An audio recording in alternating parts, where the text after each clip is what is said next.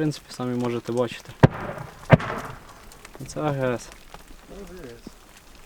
Зовсім рядышком. Зовсім рядышком від нас. Видно, що було попадання чогось кумулятивного і так знесло. Дуже багато нам інформації надходить, що заїжджають їхні спеціальні групи, тобто там це можуть бути як снайперські групи, там розрахунки ПТРК і тому подібне. Ну і так як війна в нас стає ще більш гібридною, ми їх можемо не бачити, але вони реально будуть по нас працювати. Будуть дуже там подло, скажімо так, скидати нам всякі сюрпризи непонятні.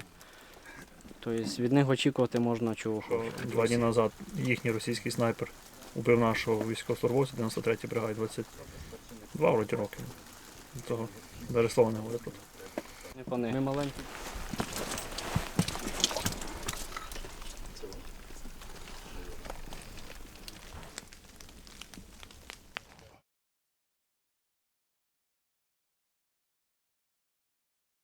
Ми маленькі люди, наше діло просте.